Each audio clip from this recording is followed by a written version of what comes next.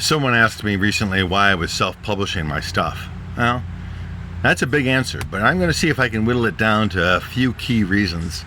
Now, mind you, I grew up in the 70s and 80s reading Writer's Market and learning about all the publishing houses out there who would read my stuff if I bundled up like a printed manuscript and wrote a cool intro letter.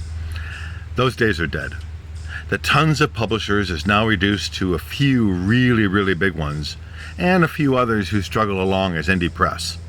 And overall, I am all about indie presses, but even here, they're not always my first choice.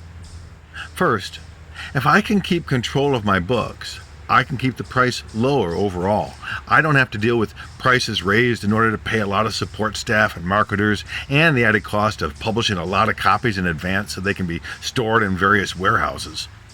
Lower costs means my stuff can get to people who might want it but otherwise couldn't afford it. The profit I make in sales on Barnes & Noble and Bookshop, for instance, can help me reduce the prices for schools, teachers, and other communities who might otherwise not be able to purchase it. The second is a simple premise I'm learning to live by. Don't put your tent on someone else's property. Waywords is not heavy on TikTok, Insta, or even Facebook. Those algorithms could go sideways and dump me at any unexpected moment. Amazon can and has cut writer access to its markets. And big publishers make their own decisions about when, where, and what they will support or won't, about what rights I will retain or will not. Their profit-driven goals don't match mine. Why would I work with them? Waywords is almost all in a single place. Waywordstudio.com. You'll find a link, by the way, in the profile.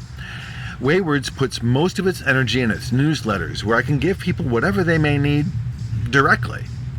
More, being indie myself means I get to choose my own business partners under conditions that make me happy. For instance, by choosing a publish-on-demand model for publication, I reduce waste, which helps the environment. And I can select a printer that matches my own values for transparency, worker rights, low-impact production, things like that. And my books will never go out of print. Finally, at least for today, I know that I have to take on the marketing task myself. I get that. But at least there, too, I've got control. I could never know that a corporate publisher would value and invest in the marketing that I would want anyway. At least here, I can determine what I want to do, and then do it.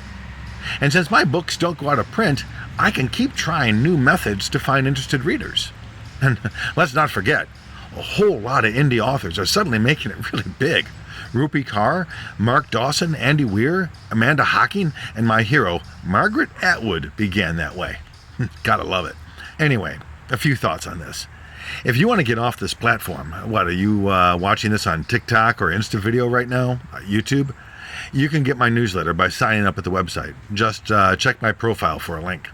Now, back to eating the Halloween candy before anybody catches me.